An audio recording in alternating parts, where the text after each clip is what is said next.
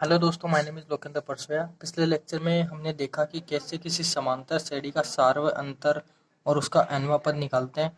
उन्हीं के आधार पर आज हम एक्सरसाइज 5.1 के कुछ सवाल करेंगे। तो पहला क्वेश्चन हमारे पास है, निम्नलिखित स्थितियों में से किन स्थितियों में संबद्ध संख्याओं की सूची एपी है और क्यों। तो पहला इसका पार्ट है, प्रत्येक किलोमीटर के बाद टैक्सी का किराया, जबकि प्रथम किलोमीटर के लिए किराया 15 रुपये है और प्रत्येक अतिरिक्त किलोमीटर के लिए किराया 8 रुपये है। तो हमारे पास सबसे पहले एक टैक्सी दे रखी है जिसका पहले 1 किलोमीटर के लिए किराया 15 रुपये है। जब ये टैक्सी अगला 1 किलोमीटर चलती है तो इसका किराया 8 रुपये बढ़ जाता है। तो 15 प्लस 8 कितने रुपये हो गए? 23 रुपये। इसी तरह अगले 1 किलोमीटर के लिए इसका किराया 8 रुपये और बढ़ जाएगा, 31। नेक्स्ट अगले 1 किलोमीटर का किराया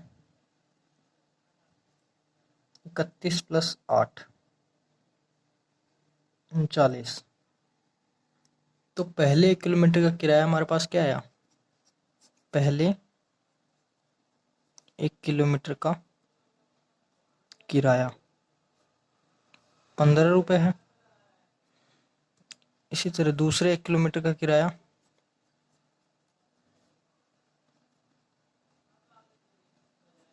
8 रुपये और बढ़ गए, 23। तीसरे 1 किलोमीटर का किराया 23 प्लस 8 31 रुपये। चौथे 1 किलोमीटर का किराया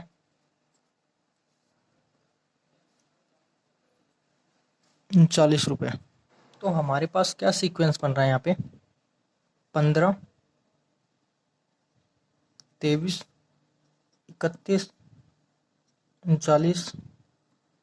ये हमारे पास एक सीक्वेंस बन रहा है। इसमें पहला पद है A1, A2, A3, A4। ये पहला पद, ये दूसरा, ये तीसरा और ये चौथा पद A4। अब हमें क्या पता करना है कि ये अनुक्रम एक एपी है या नहीं है। तो इसके लिए हम क्या करेंगे? इसके लिए हम इसका सार्व अंतर निकालेंगे। तो सार्व अंतर निकालेंगे तो दूसरा पद माइनस पहला पद, A2 माइनस A1, 23 माइनस 15 बराबर कितना आ रहा है? 8। इसी तरह मैं तीसरा पद माइनस दूसरा पद करूं तो 31 माइनस 23 कितने आएंगे? वही 8 आ रहे। इसी तरह चौथा पद माइनस A3, तीसरा पद बराबर 39 माइनस 31 बराबर 8। तो यहाँ हमें दिख रहा है कि जो सार्व अंतर आ रहा है वो समान आ रहा है। तो हम कह देंगे कि यह एक एपी है क्योंकि इसका सार्व अंतर समान है।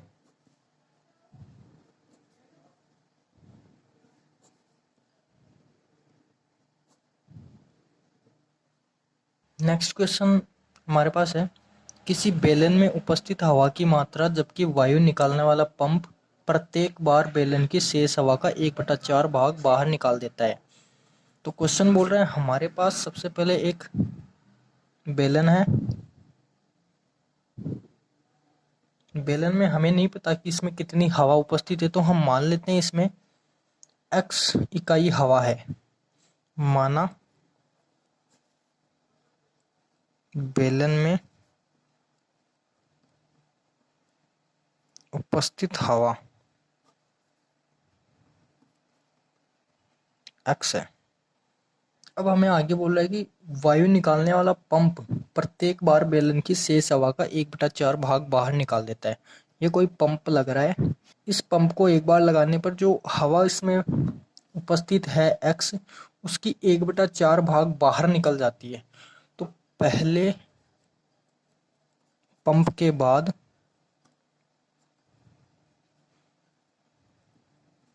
बेलन में उपस्थित हवा कितनी होगी? सबसे पहले हमारे पास x इकाई हवा उपस्थित है उसमें से 1/4 x का 1/4 भाग बाहर निकल जाएगा। तो हमारे पास कितनी बचेगी? 4 एलसीएम ले लेता हूँ। 4 तो कितना आएगा? 4 को इधर मल्टीप्लाई, 4x माइनस x बराबर 3x/4। इसी तरह दूसरे पंप के बाद बेलन में उपस्थित हवा कितनी होगी?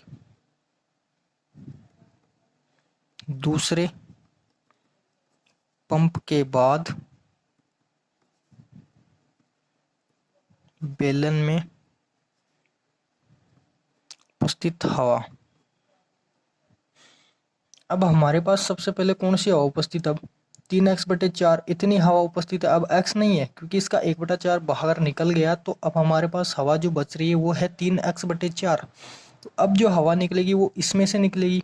तो 3x/4 माइनस इसका 1/4 भाग बाहर निकल जाएगा। तो 3x/4 का 1/4। इसको सोल्व करते हैं। ये आता है 3x/4 माइनस 3x/16 बराबर 16। एलसीएम ले लेते हैं। 16 में 4 डिवाइड करें तो 4 आएगा। 4 को 3x से मल्टीप्लाई करेंगे तो 12x माइनस 16 को 16 से डिवाइड करेंगे तो 1। 1 को 3x से मल्टीप्लाई करेंगे तो वापस से 3x आएगा यहाँ पे। तो टोटल कितना रहा है? 12 में से 3 गए तो 9x। 12 में से 3x निकाले तो 9x/16। अब हमारे पास यहाँ पे सीक्वेंस क्या बन रहा है? अनुक्रम वो है x। पहला पद है x, दूसरा पद है 3x/4, तीसरा पद है 9x/16। तो यहाँ पे पहला पद हमारे पास क्या है? x, दूसरा a2 3x/4। अब हम क्या करेंगे? यहाँ पे वही सार्व अंतर निकालेंगे। तो a2 माइनस a1 बराबर 3x/4 माइनस a1 कितना है? x। एलसीएम लेते हैं यहाँ पे 4 और 3x माइनस 4 को इधर मल्टीप्लाई करेंगे 4x कितना आएगा? Minus x/4। 3x में से 4x गए तो माइनस x।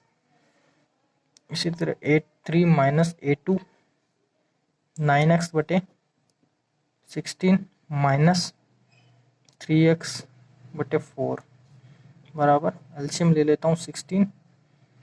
यहाँ 9x माइनस 16 को 4 से डिवाइड करेंगे तो 4 और 4 को 3x से मल्टीप्लाई करेंगे तो 12x बराबर कितना आ रहा है? 9 में से 12 गए तो माइनस 3x/16। तो यहाँ पे जो सार्व अंतर है वो समान नहीं है। समान नहीं है तो हम कह देंगे कि एक एपी नहीं है, कि ये एक एपी नहीं है। यहाँ पे a2 माइनस a1 मेरे पास आया minus x/4, a3 minus a2 बराबर आया मेरे पास माइनस 3x/16। तो यहाँ पे सार्व अंतर जो है वो समान नहीं है। तो हम कह देंगे कि यह एक एपी नहीं है। नेक्स्ट क्वेश्चन मेरे पास है, प्रत्येक मीटर की खुदाई के बाद एक कुआं खोदने में आई लागत, जबकि प्रथम मीटर खुदाई की लागत 150 रुपये है और बाद में प्रत्येक मीटर खुदाई की लागत 50 रुपये बढ़ती जाती है। तो क्वेश्चन में हमें बोल रहा है कि पहले मीटर की खुदाई की लागत कितनी है?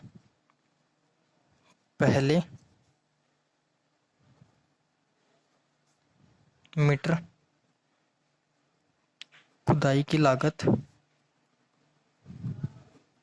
150 रुपये और दूसरे मीटर की खुदाई की लागत कितनी हो जाएगी? दूसरे मीटर की खुदाई की लागत 50 रुपये बढ़ जाएगी। तो पहले मीटर की तो 150 थी और 50 इसमें और बढ़ जाएगी तो 200 रुपये हमारे हो जाएंगे। तो दूसरे मीटर की खुदाई की लागत 200 रुपये हो जाएगी। इसी तरह तीसरे मीटर के लिए तीसरे मीटर की खुदाई की लागत कितनी हो जाएगी? दूसरे मीटर की 200 रुपये थी, 200 में 50 और बढ़ जाएंगे तो 250 रुपये। तो अब हम यहाँ पे देखें तो हमारे पास जो अनुक्रम बन रहा है 200 250 डैश डैश डैश। तो यहाँ पे हम सार्व अंतर निकाले तो क्या आएगा, A2 माइनस A1 बराबर, A2 है 200 माइनस A1 150 बराबर 200 में से 150 किए तो 50। इसी तरह A3 माइनस A2 बराबर, तो यहाँ पे हमारा सार्व अंतर समान आ रहा है, तो यह एक AP है। नेक्स्ट फोर्थ क्वेश्चन हमारे पास है, खाते में प्रत्येक वर्ष का मिश्र धन जबकि 10,000 की राशि 8% वार्षिक दर से चक्रवर्ती ब्याज पर जमा की जाती है। इसमें हमें समझना पड़ेगा कि मिश्र धन क्या होता है। तो सबसे पहले हम कोई एग्जांपल लेते हैं। मान लो हमने 100 रुपये हमारे बैंक में जमा करवाए 10% वार्षिक दर के हिसाब से।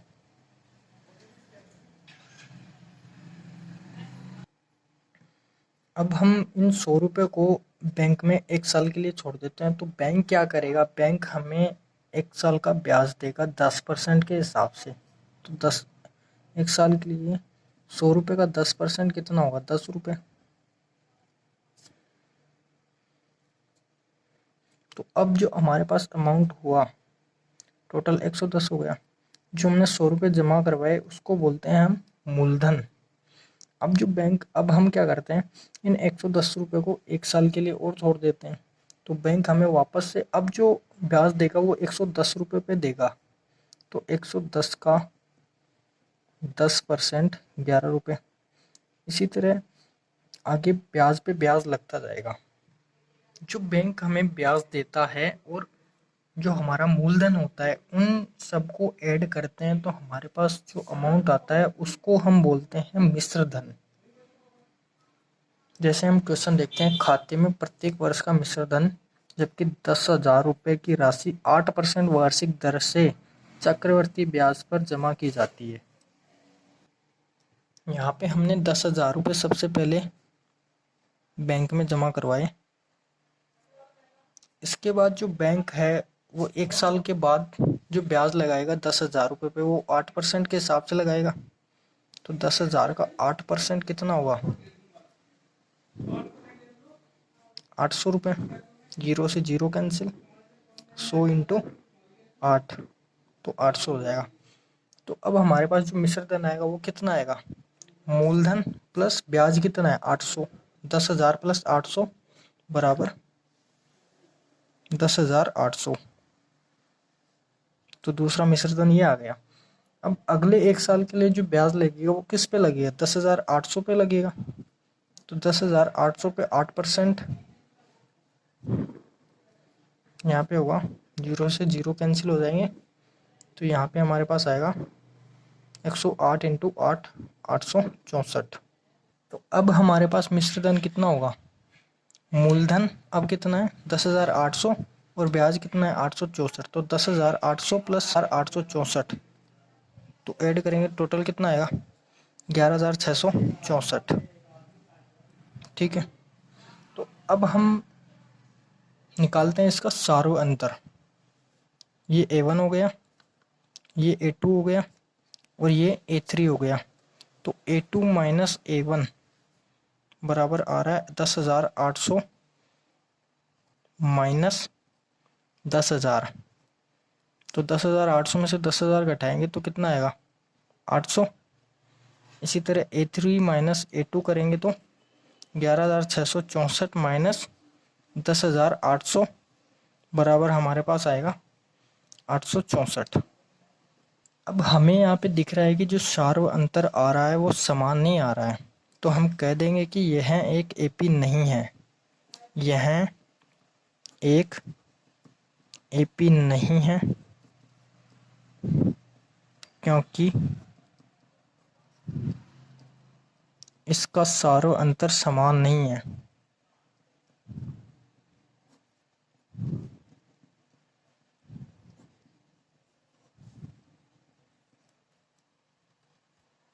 तो ये हमने एक्सरसाइज 5.1 का पहले क्वेश्चन के 4 पार्ट कंप्लीट कर लिए हैं। नेक्स्ट लेक्चर में इसके अगले क्वेश्चन हम करेंगे।